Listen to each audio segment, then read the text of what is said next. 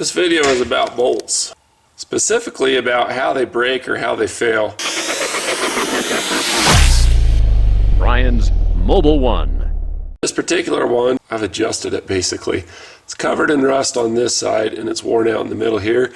Sometimes when the rust happens where a nut is, it completely obliterates that and the bolt will just spin and spin and spin and not come out. There's one of those in this video. There's also another one where it's so rusted on one end that you can't get the bolt out without it snapping. The way that you get through that is kind of like how you do math. There's different approaches and different ways to go forward or backward of it. An example of this is you've got addition and subtraction, then you get more into it and you got multiplication and division. And then going into college you've got derivatives and you've got integrals, right? Derivatives are acceleration and integrals is basically the area under a curve. Calculus is a process of exhaustion, and all you're doing is, like, say you know how to do a calculation of this and then you add it to this. This is a triangle, a rough approximation, this is a rectangle, and then you add them all up, and then when you summate them, then it gives you your total, right? So like with bolts, you have to ask yourself, why is this not coming out? Is it not coming out because there's blockage or something built up on the back side of it in a blind hole? We have that in this video too. You just try to take everything away, method of exhaustion. It's got a bunch of rust and that's causing it to not go through a nut or a fastener. So take it off, you know, lubricate it. That's the other thing. You've got friction and you've got binding. So if you can lubricate it and get rid of the binding, chances are good you can pull it out. And now why is it that you would want to do that? Because an ounce of prevention is worth a pound of cure, and the pound of cure in this case comes in the form of all kinds of expensive reverse drill bits, damaged thread and damaged head removers that are spiral cut that just bind into it and pull it out that way. I've got kit after kit after kit of this kind of stuff. Or you're ripping threads out because they're stuck. You know, you get aluminum threads that are stuck onto a bolt and it just rips them out. Then you've got a helicoil it. You've got easy out. So you got reverse drill bits that go backwards when they're drilling in, and that way when they catch, oftentimes they'll pop it up and out. But the worst thing that you can do is when you have something where it's really rusted on the backside, and then you bind that rust into there real hard, and then what was rusted breaks off. Once that happens, then it's not just a matter of grabbing onto the bolt and getting it to come out or getting out to be kind of stuck, but it was so stuck it actually snapped the bolt. When that happens, then you can break off an easy out in there. And when you think about it, an ounce of prevention is worth a pound of cure. An ounce is 1/16 of what a pound is. So it's 16 times more difficult to be able to do this kind of crap. And then if you snap off an easy out in there by trying to twist it, you drill a hole and you stick it in the bolt, and then as you twist it into the hole, it grabs hold of it and comes out just kind of like the drill bits do. What a pain in the butt, or chasing threads or whatever. If that happens, then you got to send it off to Southern California or somewhere where they have an electrode that they can stick into the hole, and then they've got a liquid slurry of stuff that works kind of like a shielding gas, but they basically use like an arcing welder type thing that just disintegrates instead of attaching, and disintegrates the bolt out, and then they use a chisel and knock the things out. I'll leave a link in the description.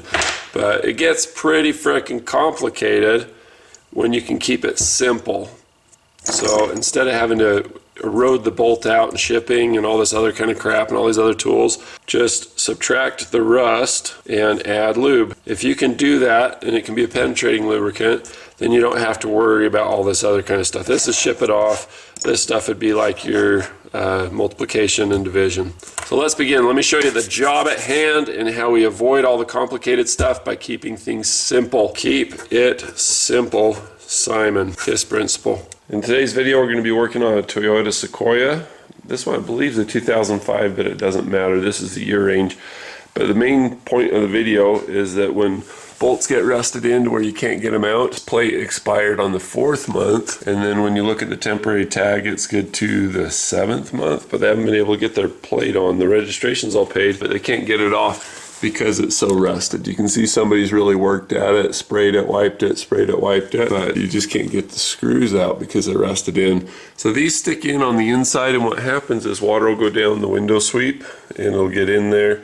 road salt and everything will get in from the bottom side. So the way to get this off isn't by mechanical means because it's stuck, it'll fail, but to use something like this. If you've got 24 hours or overnight and you can soak it, this was my go-to, but I wasn't able to get it in time. It says for light rust, let it soak for like 30 to 90 minutes. That's more like what we have. For heavy rust, 12 to 24 hours. I'd consider this heavy rust just because it's impacted. You want to brush off anything that you can first. I've used this. They sent it to my P.O. box. It's not a sponsored video, but it's just kind of nice to have a go-to like this that's a non-toxic option. You can creep in there, get after it. This is the gel so that you don't have to have it submerged like a lot of the similar baths. In this case, we're going to be using just a penetrant. It's more toxic. It's a little bit faster working, especially if you use a wire brush in conjunction with it. Let's begin. First thing I'm going to do, these should be silver in color. I'm just going to go back and forth on it a little bit and just see how hard the rust is.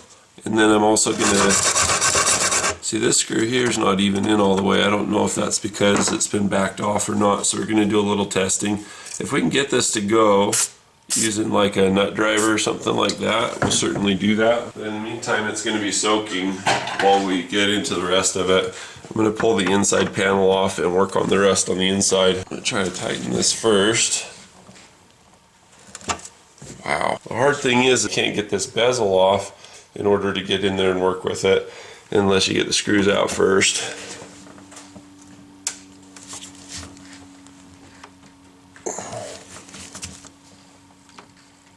Oh, that moved a hair. So we got a little movement out of that and then it stopped. So if we can clean this one from the back side, I know I can get that out. This is not moving at all. There may already be some damage involved there. There's also something we can use called an impact driver. It has diminishing returns in a situation like this, but we're going to knock on that. Another really good thing to use on a rusted bolt is a mixture of acetone and transmission fluid. Transmission fluid has all kinds of anti-corrosive things in it. The best of the best. That's one of the reasons it's so expensive per quart. This is just transmission fluid. We're going to be running it on that. Be careful with this around painted areas. This is a cheap, handy solution to be able to get a little bit. You can go all the way inverted or sideways and just a little squeeze. It'll get just a teeny bit right where you want it. Link below. Alright, let's do this. So first thing you do is just get a bunch of plastic off. Go to a plastic body knife. You can just lay them out like that and then it's easy to just put them right back in. What you're pulling against is these little body pins. So be gentle, and then like I say, there's a little tab or a little part that you got to slip out. So this is hooked in. It's got like kind of a hook that goes in the window, so you want to start at this back end. So you just take your little body knife, link in the description if you want. These are not expensive at all, but you just get your fingers in there, and then I pull with my fingers and push with my thumb. Thumb's on the metal, fingers are on the plastic. Just kind of go along and just pop it, just kind of like you're walking. Christopher even. You guys seen that music video with Christopher Walken? He's like the main attraction. It's pretty cool. So anyway, you don't want to pull back too hard. Keep it up against the metal pretty close. Get one hand up here. Just kind of give it a little whack. There we go. The window sweep, if you get it too extreme of an angle, it's going to bind and it's going to start to pull this apart. It's like the least rust I've ever seen, but it's like paper clips. You don't want to bend them back and forth a whole bunch of times. Pop that one down, pull this up, and then I can hang down. You can see the pan shape where the license plate is up in there. This is actually the bolt for it. I mean, you could possibly chisel these off or cut this off or something and go again, but that would require all kinds of welding and everything. You can see that there's some penetrant that did get in here, and then the other bolt. So yeah, we'd have to pull the window motor down.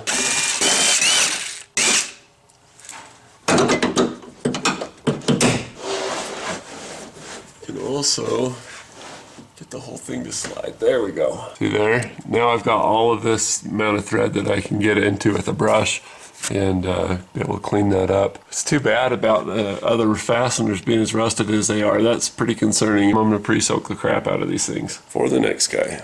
So just trying this one, I got nothing.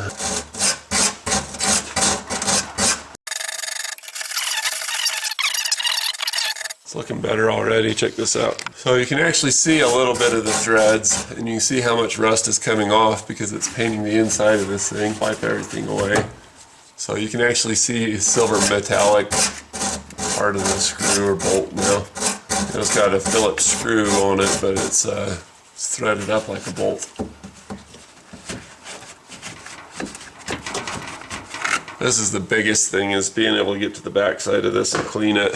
This one being flush makes me a little nervous. So I'm going to take this and just kind of drip it on my rag like that, and then use my rag to get it all over the screw. Transmission fluid can go uphill. It's nuts. It gets everywhere. It really creeps and it really penetrates. I'm gonna let that sit for a minute, eat some breakfast. We've wire brushed it from the back side on both of these. We've got transmission fluid soaking on the front and the back. Now we're gonna see if we can get this thing to move a little bit. If I go loose, it goes a hair. I'm just gonna work it back and forth a little bit. Unfortunately, somebody tore it up a little bit before I got here. But what this does is it helps it to get that transmission fluid to move around on it a little. Notice that this has a wrench interface with it, so we're going to put that on. So this way I can lean on it like I mean it, and then I can also apply force like I mean it. So this one is out a little bit, so I want it to go back in if I can, so I can get some more brushing on it. I'm just going to lean into it so I can get the sucker to move. That's a good sign. This thing is so stuck. Just work it back and forth. It gets easier and easier and easier. If I just force this from the beginning, what will happen is it'll just snap off.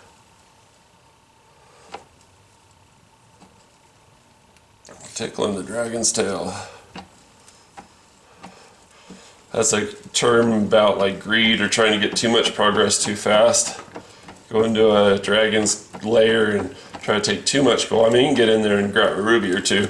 You try to haul out the whole thing, you make a bunch of noise, wake them up, and you get torched. So I'm just going to work this back and forth for what seems like forever, and then just start working it back out. Like I said, the reason why we're going to so many lengths is we don't want to burn the paint and make a mess. And at the same time, we don't want to break something off in there. There we go. We got one of two. So I'm going to work my screwdriver around, go forward and back. That is the magic of being able to push hard, turn hard, and then having everything clean from the backside and having transmission fluid all over it. I take my elbow, put it right in my hip bone, lean right into this thing really hard, and just work it, and just be really patient. If we try to go all in one bite, it will snap, strip, have all kinds of issue. If you just take it slow, let the fluid do its thing, lubricate, let the rust break off, you have a lot better results. Starting to get a little impatient, but I'm into the threads that I've wire brushed now. So I'm going to start going a little bit faster. You still got to just work it, because the second that you push it too hard, and it's easy to do with a wrench on it, by the way, so easy to do. The second you push it too hard, you just snap it. Alright, I'm going to see if I can turn this by hand, tighten it back in, go all the way in, and then see if I can make a push to go all the way out. And it's not just license plate bolts, pretty much any bolt that's rusted that's at risk to snap off, you can do this with. Can't always get access to the backside. This is really interesting, you got to see this. So when you look at this, you can see the rust on it, right? Look how clean it is in that one spot. It was all the rust on the backside, where you see right here, that was causing that to be stuck. The other one, it was just impacted all the way. But I think it was just that tip that was in the hole. I don't think it was all the way in by any means. Well, let's put this car back together. So we'll do a little bit of housekeeping, because this has had all that chemical junk. It's going to have stuff stick to it. There we go. Now we can use the factory location, factory bolts. Now the alternative of this is to drill everything through and then get a nut and epoxy it or weld it to the backside, because you don't want to have to tear into the whole thing every time you change your plate. Anyway, that's a good outcome. That's a success. So here's what the other side looks like. That one wasn't too bad. It broke free. This one's a little bit of a mess, but nothing at all like this one over here. So I've got the anti-seize out. I'm going to see if I can get these things to pop free and clean them up a little bit. I didn't bill or quote anything for doing this because I didn't know it was here. So I'm going to take these out. Got my anti-seize. It doesn't take hardly anything. Doesn't take hardly anything, just a little bit on the tip. I got the copper color stuff. I was like, that's not anti-seize. That doesn't look like Tin Man everywhere. No, this is the good stuff. Other stuff's good, but this stuff's amazing. Anyway, this way, if and when their glass breaks for whatever stupid reason, you never know. Yeah, that's coming off too. So I caught this in plenty of times. There's just like we did before. Forward, backward. This guy's a little bit of a mess. So there's a lot on the rim, so I just rotate it and just wipe it on the rim. That cleans off the rim and gets just enough to where it's not a mess. Ah, look at that. It's working. We caught this in time as well. Oh, that's so nasty. Can I get to the top side of that at all? Yeah, oh my gosh, you just stick your finger in there, it's just like so full of junk. There we go, that's working. Wow.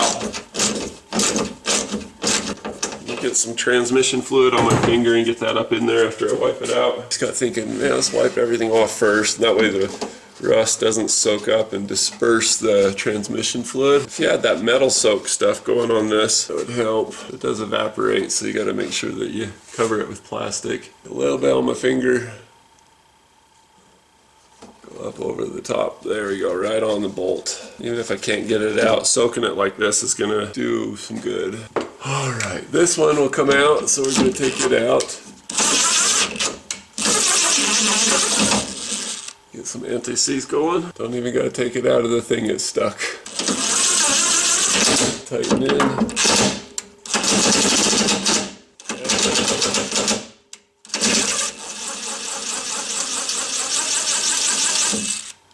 I don't know what happened there.